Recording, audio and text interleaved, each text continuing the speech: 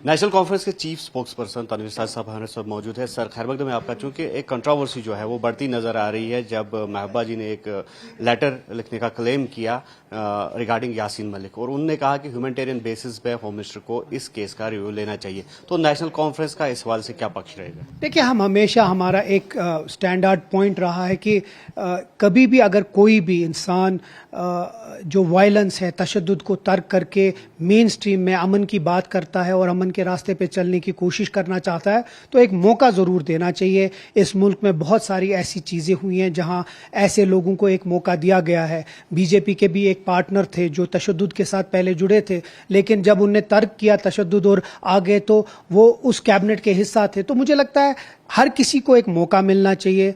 जहां तक महबूबा जी के, मैं सियासत नहीं खेलना चाहता हूं, लेकिन एक अहम चीज़ है कि वही उन्हीं की जो घर की एक फर्द थी जिन्हें आइडेंटिफाई किया था यासीन मलिक को। तो मुझे लगता है अब आज उस सियासत में हम ना जाकर, अगर वो दिल से चाहती हैं कि यहाँ का जो अमन है वो बरकरार रहे और सही में लोग अमन के रास्ते पे जो आना चाहते हैं उनको एक मौका दिया जाए, तो मुझे लगता है कि बिल्कुल देना चाहिए। लेकिन इसमें सियासत कम होनी चाहिए। मुझे लगता है उससे पहले महबूबा जी को हर किसी से माफ़ी भी मांगनी चाहिए जितनी गलतियां उनसे हुई हैं, चाहे वो यासीन मलिक के साथ हो, चाहे वो 2016 में हुआ, चाहे वो 2019 का हुआ। हर किसी चीज़ के लिए माफ़ी होगी, तब जाके लोग समझेंगे कि जो वो कह रही हैं वो सही है। जहां तक हमारा ये है, मुझे लगता है जो भी इंसान जम्मू कश्मीर का बाशिंदा या इस मुल्क की खूबसूरती है यहाँ की जमहूरियत, और जमहूरियत में अगर कोई चाहता है कि वो तर्क करे तशद्दुद को, एक मौका देना चाहिए। उन सब हज़ारों नौजवान को जो अलग अलग जेलों में है, जिनके खिलाफ बड़े केसेस नहीं है, उनको, इंजीनियर रशीद को,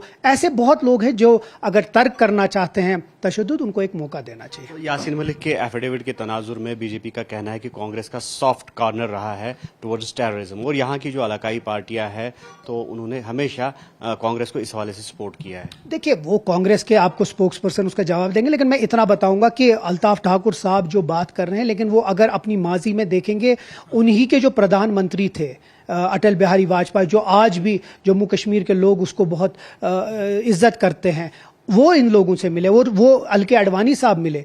उनका गर्ज क्या था कि यहाँ अमन हो। अगर मुजफ्फराबाद रोड की बात करें, अगर या बाकी जो बात करें, तो ऐसे बहुत सारे इनिशिएटिव्स हुए हैं बीजेपी की लीडरशिप से। तो जब वो करे तो ये सियासत नहीं तो फिर क्या है जो आज अल्ताफ ठाकुर साहब बोल रहे हैं। चलिए, उनकी तो आदत है सियासत खेलने की, लेकिन नेशनल कॉन्फ्रेंस का हमेशा ये रहा है कि अगर कोई भी चाहता है कि मेन स्ट्रीम में और अमन में आना, तो एक मौका देना चाहिए। नहीं तो हम जानते हैं कि तशद्दुद के शिकार हम कितने हुए हैं, हमारे कितने MLAs, हमारे कितने मिनिस्टर्स, कितने वर्कर्स मारे गए।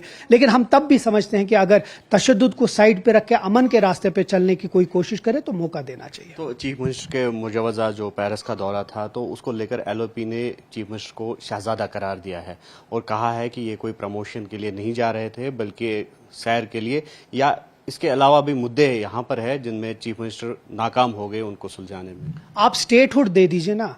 जो इंसान यहाँ वोट लेकर आया ये बोल के कि हम स्टेटहुड लाएंगे, आज 1 साल हुआ है, आप स्टेटहुड दे दीजिए। फिर हमें बताइए, आप जानबूझ के इस रियासत में एक ड्यूअल पावर सेंटर क्रिएट कर रहे हैं, उसके बाद हम पे उंगली उठा रहे हैं। आप दे दीजिए, उसके बाद 5 साल के बाद देखिए, हमने 5 साल का मैंडेट है, लोगों के बाद हम 5 साल के बाद जाएंगे, लोग फैसला करेंगे कि हम सही हैं कि गलत है। जहां तक उनकी बात है, उनकी तो वैसी की वैसी सियासत, एक दूसरे के साथ लड़ने की सियासत, रिलीजियस इश्यूज पे सियासत, वो करते आए हैं। लेकिन एक मौका बताइए मुझे, जब बीजेपी ने कोई भी कंस्ट्रक्टिव काम जम्मू कश्मीर में किया, एक भी नहीं, जहां हम एक्सपेक्ट करते थे कि वो हमारी मदद करेंगे सेंटर के साथ, वहां तो वो उल्टा जानबूझ के, क्योंकि उनके जो हुक्मरान हैं वहां दिल्ली में बैठे, वो उनको मानते नहीं है, तो यहां आके वो सियासत खेल रहे हैं। तो स्टेटहुड को लेकर कितना ऑप्टिमिस्टिक है आप, क्योंकि 8 अक्टूबर जो है वो नजदीक तारीख आ रही है और सुप्रीम कोर्ट में अब हियरिंग है इस स्टेटहुड की पिटीशन को लेकर? देखिए, बहुत सारी उम्मीदें हैं इसके साथ वाबस्ता। मुझे लगता है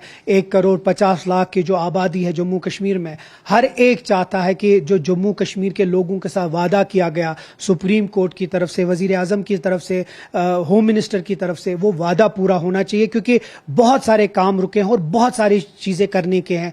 जम्मू कश्मीर एक छोटा स्टेट नहीं है, पौंडीचेरी या दिल्ली की तरह। बहुत बड़े बड़े, बहुत दूर दराज दराज इलाके हैं। इसके लिए स्टेटहुड बहुत अहम है और हम एक्सपेक्ट करते हैं कि 8 अक्टूबर को जम्मू कश्मीर के लोगों को एक तोहफा दिया जाएगा और हमें स्टेटहुड हमारा रेस्टोर होगा। मौजूदा सिचुएशन में काफ़ी चैलेंजेस है आपकी गवर्नमेंट के सामने, तो प्राइम मिनिस्टर भी अब आ रहे हैं, तो उनके दौरे से क्या क्या तवक्कुआत हैं? एक्सपेक्ट करते हैं क्योंकि बहुत सारी तबाहियां हुई। अगर आपको देखेंगे बराबर रामबन से चाहे रिहासी हो, कठुआ हो, उधमपुर हो, किश्तवाड़ हो, कश्मीर का कुलगाम हो, साउथ कश्मीर हो, नॉर्थ कश्मीर, बहुत सारी तबाहियां हुई हैं बारिशों की वजह से, फ्लड्स की वजह से और अब जो ये फ्रूट की वजह से। तो मुझे लगता है जहां हम एक्सपेक्ट करते हैं कि वो हर जगह देखेंगे, नेशनल कॉन्फ्रेंस ये भी एक्सपेक्ट करता है कि वो एक जामिया पैकेज दे ताकि हम सब लोगों के लिए कुछ न तो कुछ वो तोहफा दे।